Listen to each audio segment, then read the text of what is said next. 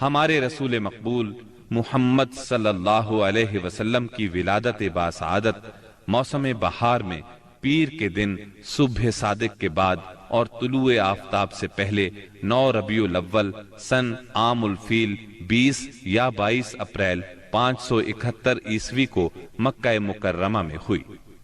پیر کا دن آپ کی مبارک زندگی میں بڑی اہمیت کا حامل ہے۔ سیدنا ابن عباس رضی اللہ عنہ فرماتے ہیں کہ آپ پیر کو پیدا ہوئے، پیر کے دن آپ کو نبوت سے سرفراز فرمایا گیا، سوموار ہی کو مکے سے مدینے کی طرف ہجرت کے لیے نکلے، سوموار ہی کو آپ مدینہ منورہ تشریف لائے اور آپ نے پیر ہی کے دن اس دار فانی کو خیر باد کہا۔ آپ کے پیدا ہوتے ہی آپ کے دادا عبد المطلب آپ کو گود میں اٹھا کر خانہ کعبہ میں لے گئے، آپ کے لیے دعا کی اور محمد نام رکھا۔ پوتے کی پیدائش کی خوشی میں 7ویں دن اپنے قبیلے کی دعوت کی۔ لوگوں نے آپ کے دادا سے پوچھا، آپ نے نومولود کا نام دوسرے لوگوں کے ناموں جیسا کیوں نہیں رکھا؟ انہوں نے جواب دیا، میں چاہتا ہوں میرے پوتے پر اس نام کا اثر پڑے اور میرا پوتا تعریف و توصیف حاصل کرے۔ آپ کی والدہ سیدہ آمنہ نے آپ کا نام احمد رکھا۔ انجیل میں بطور پیشگوئی آپ کے 2 نام آئے ہیں، فارقلید اور منہمنا۔ قرآن مجید کی سورہ انبیاء آیت 107 میں اللہ تعالیٰ نے آپ کو رحمت للعالمین کہا ہے، یعنی ہم نے آپ کو تمام جہانوں کے لیے رحمت بنا کر بھیجا ہے۔ آپ کی والدہ کا نام سیدہ آمنہ تھا۔ سیدہ آمنہ کے والد وہب بن عبد مناف بن زہرہ بن کلاب تھے۔ آپ اسماعیل علیہ السلام کی اولاد میں سے ہیں۔ ہاشم آپ کے پردادا تھے۔ بہت دولت مند ہونے کے ساتھ ساتھ سخاوت، مروت اور احسان میں بھی بے مثال تھے۔ ہاشم کہلانے کی وجہ یہ تھی کہ ان کے عہد میں ایک مرتبہ مکہ مکرمہ میں قحط پڑ گیا۔ یہ فلسطین گئے اور اونٹوں پر آٹے کی بہت سی بوریاں لاد لائے، بہت سے اونٹ ذبح کیے، ان کا شوربہ تیار کیا، روٹیاں پکوائیں، ان روٹیوں کو شوربے میں بھگو بھگو کر اہل شہر کو کھلاتے رہے۔ عرب اس کھانے کو حشیم اور سرید کہتے ہیں۔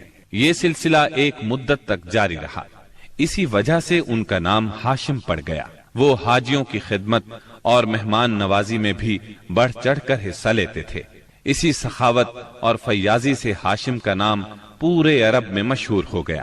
ذاتی اثر و رسوخ اور وجاہت کی وجہ سے ان کی دوسرے ممالک کے درباروں میں بھی رسائی تھی۔ انہوں نے ہی قریش میں سب سے پہلے یہ دستور جاری کیا کہ سال میں 2 مرتبہ تجارتی قافلے روانہ ہوا کریں، موسم گرما میں شام کی طرف اور موسم سرما میں یمن کی طرف۔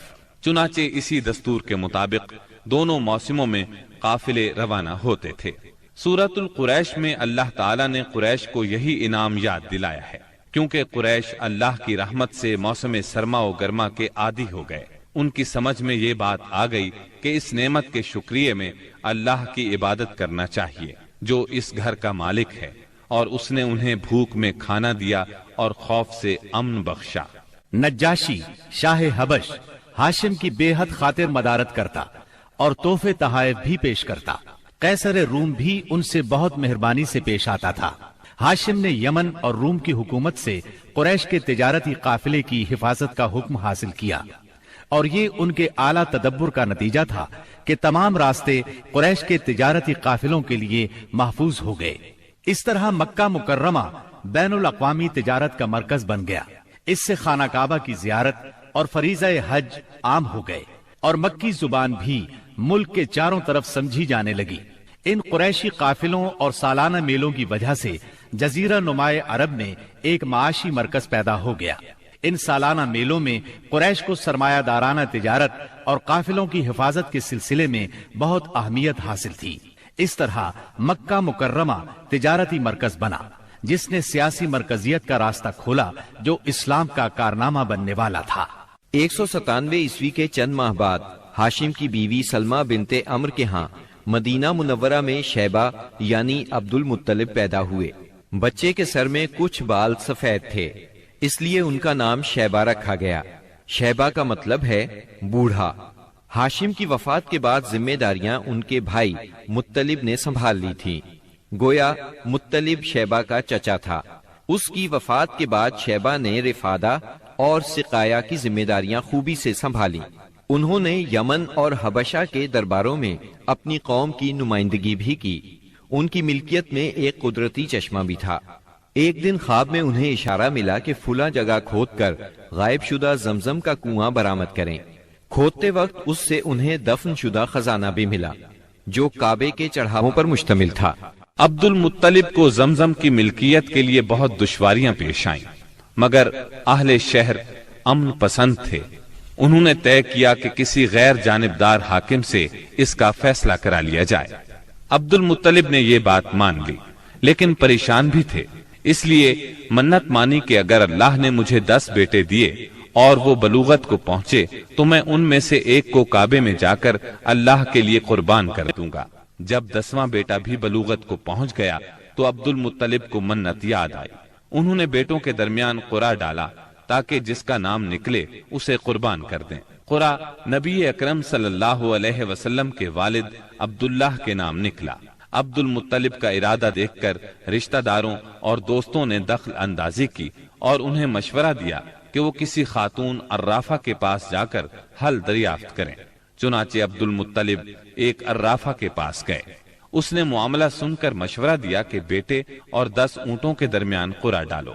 اگر عبداللہ کے نام نکلے تو مزید 10 اونٹ بڑھا دو۔ اس طرح خون بہا کی مقدار میں اضافہ کرتے جاؤ یہاں تک کہ قرعہ خون بہا پر نکلے۔ انہوں نے قرعہ اندازی شروع کی۔ قرعہ ہر بار عبداللہ کے نام نکلتا رہا۔ یہ 10 اونٹ ہر بار بڑھاتے گئے۔ جب 100 اونٹ پورے ہو گئے تب قرعہ اونٹوں کے نام نکلا۔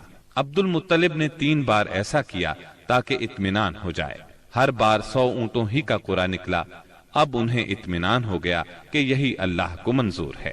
واقعہ فیل کے 50-55 دن بعد عبد المطلب کعبے کا طواف کر رہے تھے کہ انہیں پوتے کی ولادت کی خوشخبری ملی۔ 75 سالہ دادا بہت خوش ہوئے۔ نبی کریم صلی اللہ علیہ وسلم ان کے پیارے فرزند جناب عبداللہ کی یادگار تھے، جن کی زندگی 100 اونٹوں کی قربانی دے کر بچائی گئی تھی، لیکن پھر اچانک وہ فوت ہو گئے۔ ان کی وفات سے بوڑھے باپ کو جو صدمہ پہنچا تھا، پوتے کی ولادت سے ایک حد تک وہ کم ہو گیا۔ عبداللہ کی والدہ یعنی نبی صلی اللہ علیہ وسلم کی دادی کا نام فاطمہ بنت عمرو تھا۔ عبداللہ کے 2 سگے بھائی زبیر اور ابو طالب تھے۔ بی بی آمنہ سے نکاح کے بعد عبداللہ نے رواج کے مطابق 3 دن تک سسرال میں قیام کیا۔ اس کے بعد تجارت کی غرض سے شام چلے گئے۔ واپسی پر یثرب یعنی مدینہ منورہ میں ٹھہرے تاکہ اپنے والد کے حکم کے مطابق کھجوروں کا سودا کریں۔ مدینہ منورہ ہی میں قیام کے دوران وہ بیمار ہو گئے۔ آپ کی بیماری کی خبر مکہ پہنچی تو عبد المطلب نے فوراً اپنے بڑے بیٹے حارث کو عبداللہ کی خبر گیری کے لیے مدینہ روانہ کیا۔ حارث مدینہ پہنچے تو معلوم ہوا 1 ماہ بیمار رہنے کے بعد عبداللہ انتقال کر گئے ہیں۔ انتقال کے وقت انہوں نے 5 اونٹ، چند بکریاں اور 1 باندی چھوڑی، جس کی کنیت ام ایمن اور نام برکت تھا۔ عبداللہ کا انتقال اپنے پیغمبر بیٹے کی ولادت سے چند ماہ پہلے ہی ہو گیا تھا۔ گویا آپ صلی اللہ علیہ وسلم شکم مادر ہی میں یتیم ہو گئے تھے۔ آپ کی والدہ سیدہ آمنہ طہارت نفس، شرافت، عزت، عفت، عصمت اور پاک بازی میں بے مثال تھی۔ اپنی قوم میں سیدۃ النساء کے لقب سے مشہور تھی۔ ددھیال اور ننہیال دونوں کے اعتبار سے آپ عرب کے بہترین قبیلے اور بہترین قوم میں سے تھیں۔